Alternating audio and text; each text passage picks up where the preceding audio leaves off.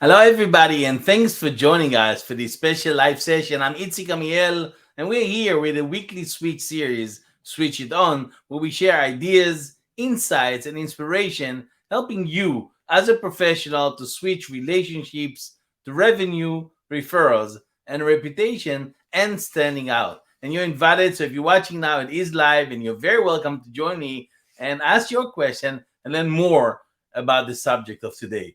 To remind you all again, every strategy or solution we share in this episode and all the other episodes, we can help you get much more out of it by advising your firm, mentor you and your colleagues, of course, and even execute it for you with our done for you services. So never be shy to ask and get connected, and let me add value to your practice, your organization, even your career. Okay? So I hope you agree about it already from the beginning, because today we're going to talking about subject that I'm sure a lot of you dealt with, what I called or titled it unresponsive clients, or specifically about how to deal with unresponsiveness of clients.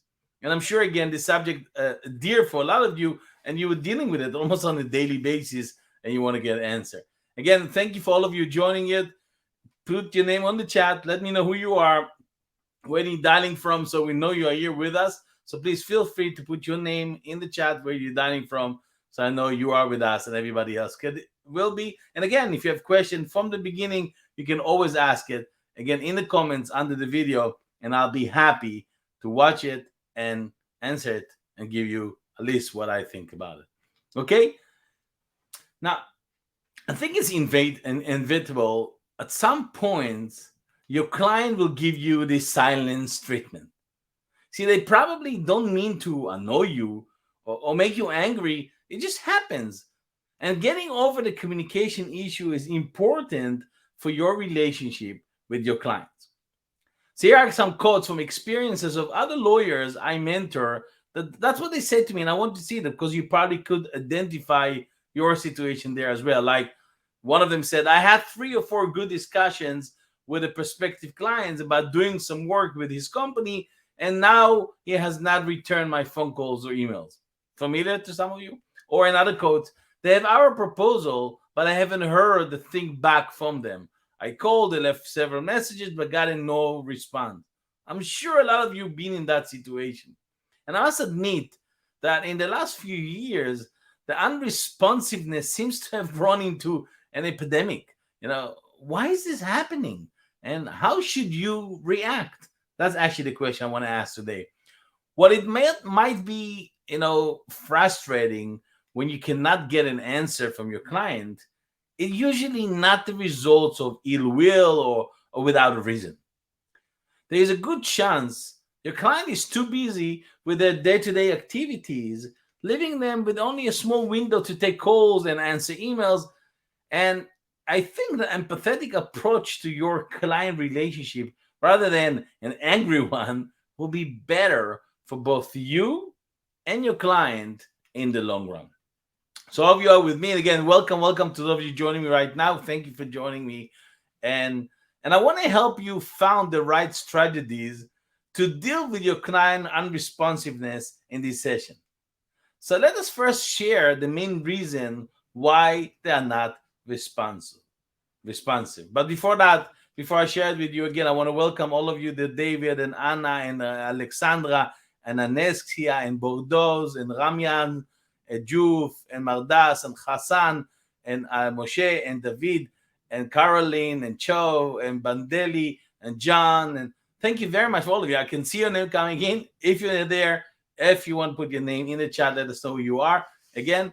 And thank you very much for joining me. And your question again also in the comments below this video. So the main reason, see, there are several explanations for why your clients aren't answering you. It could be as simple as email clutter, because haven't we all tried, by the way, to block off a calendar time to clean out our inboxes, only to veer off, of course, into this project or the phone call? See, we all need human. We always been there. So here why clients will always be less responsive than you would like, and why it is worth now. And let me give you the reason so you understand, and I'll give you the strategies how to deal with it. So reason number one, there is relational asymmetry. What is urgent and important to you is probably important but not urgent for your client. This invariably an asymmetry between the importance of your engagement to you and the importance to your client.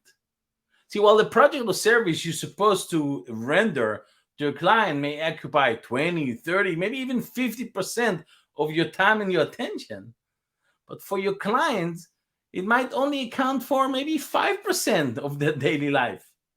Big difference, right?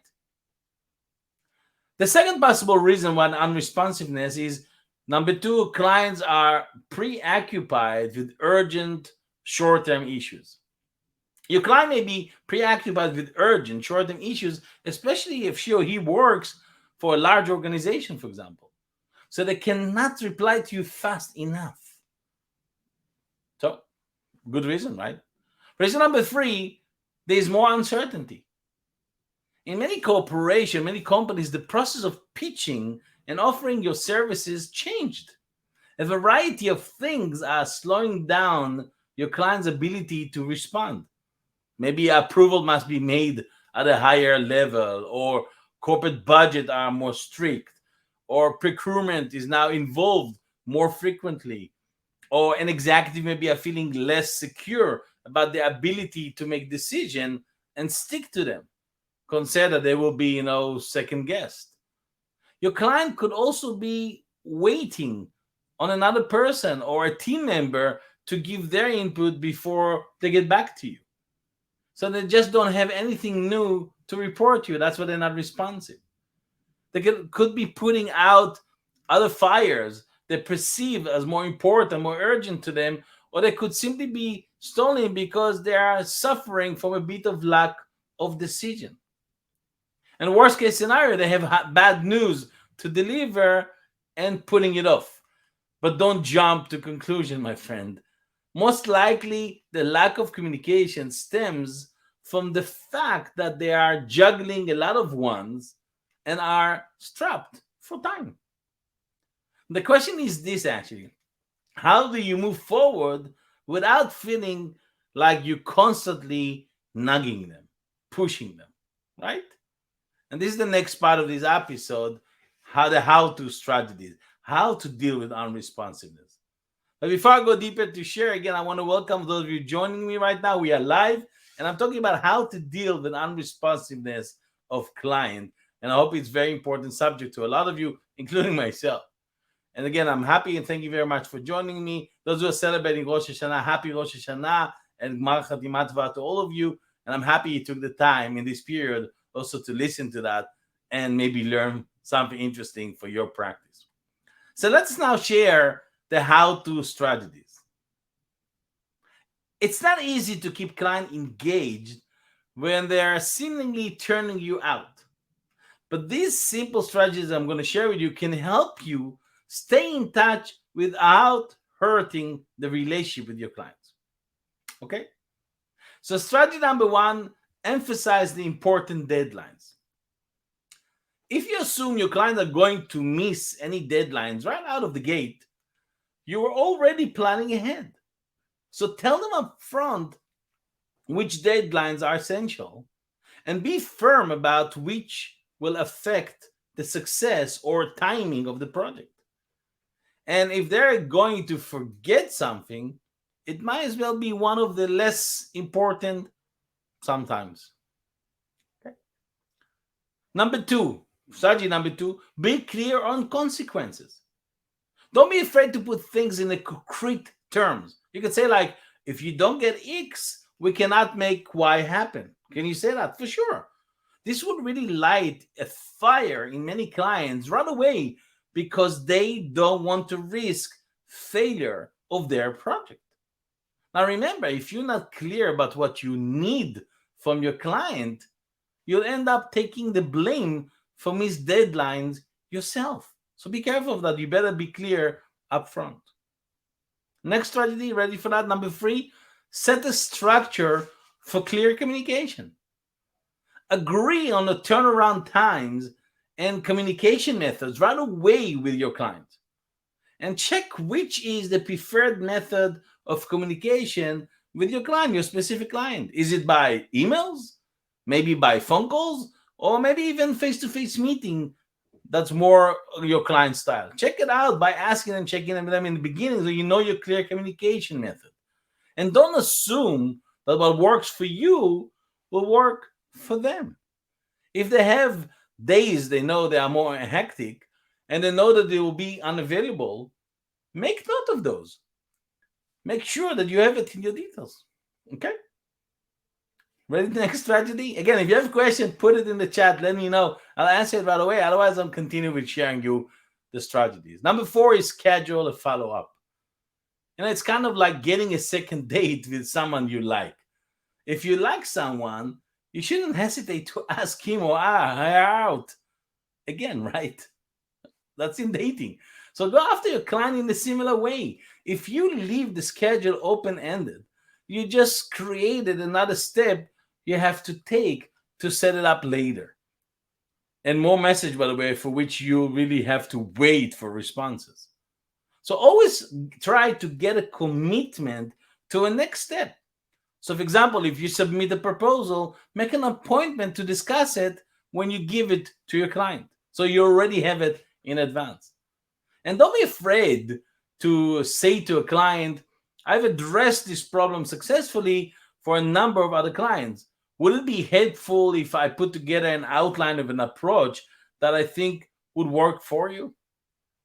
Now, don't email them 6 times in a row if they're not responding to you. Instead, for example, send a short handwritten note saying you'll be delighted to pick up the issue with them if and when it becomes a priority again in the future for your client. Okay? You see, you're not pushy, you're not nudgy, you're listening to the needs, but at the same time, putting yourself in a way that you can help them. Ready for the next strategy? Again, question in the comments below. Otherwise, we continue. I'm saying hello to those of you joining right now. I am live talking about unresponsiveness of client, or maybe dealing with client unresponsiveness. And I shared already a few strategies, and I'm sharing the next strategy to deal with client responsive. Number 5, create a special plan. Proactively ask your client things like, how can we move this forward on our own just in case we don't hear from you? Again, you get it? Let me tell you again. You can ask your client saying, how can we move this forward on our own just in case we don't hear from you? It creates a backup plan right away, making it more likely that your deliverable and your timeline can press onward. And plus, the more your client can trust you to make a decision on their behalf, the stronger your relationship will become. Get it? I hope you like that strategy. Next strategy, number 6, get familiar with your client's agenda. Get a sense of what your client weeks typically look like so you can set reasonable deliverable dates. Making a tell us about your week question part of usual status meeting with client is a really quick, easy way to anticipate issues and also understand what is reasonable and what might not be. See, all prepared in advance, so when the time comes and I'm not responsive, you know already because they told you that in the meeting. And it will certainly can help you decide on your communication urgency in respectful and appropriate manner. Since it might look very different if your client is having a normal week as opposed to being out of the office for maybe a vacation. I trust you get my point, right? Great. But I'm not done. Another strategy to deal with unresponsive clients coming right away to you, and I hope you're digesting, but I titled that number 7 is walk in your client's shoes. Once somebody asked me, Itzik, what do you mean? How can I walk in somebody else's shoes? I mean, and my answer was take off your own shoes and take your client's shoes. So talk to them about the pressures and the constraints they are under. Spend time at the office, in their operation, and you'll be more empathetic. You'll have a better understanding of why they are perhaps not being as responsive as you like. And you may just learn something that will help you add more value in the relationship while you're developing it. Of course, if they're leaving you, that's a different story. But during the process of relationship, you could do that so you can avoid those mislap of communication during building those relationships. And if you have any question, now it's time to ask it in the comments below. But let me be clear. Most of the reason behind your client's unresponsiveness have to do with issues they are grappling with, not with you. Again, not with you. Just because they are not calling you back doesn't mean they don't like you and they don't respect your work. It doesn't mean they aren't interested in collaborating with you. It usually just means some other priority has reared in their head and they're not focused on you, or not focusing on you, sorry, and your proposal right now. I always said people, it's not that people don't have time, is which number to put you in the priority list. If you're not number one, guess what? You're not the person they answer right away. So do everything you could or you can to add value and be responsive on your end. Don't destroy those relationships. Then sit tight, relax. The issue may become important again to your client, and suddenly they'll be more responsive. Oh, it may not. One of the two. And if it's not, then deal with it. Here's my golden advice, my friend. Convert your angst and worry into redoubling your outreach efforts to your current client, past clients, and other relationships in your network. That's what useful of your time instead of getting angry and annoyed that people don't respond to you. Trust me, you will not regret it. Although other people may not respond, other people will respond, and you get more opportunities, more things that you're not bothered by those clients who really decided not to respond to you. So now, my friend, it's time to take action, implement what you have learned in this session. I trust you got some practical strategies on how to deal with client unresponsiveness. If you need our help in implementing it in your practice, or you just want to learn how to build your authority in your field and build better relationships with your clients, this is exactly what we do for our clients. Professionals like you and me around the world, we train them, we mentor them, and even doing the work for them by executing the strategies in their practice. This, by the way, the uniqueness of our practice, of what I do, that I execute, and not just talk about it, not only mentor about it, and not only training about it, I will help you do it. And with a lot of people don't do it.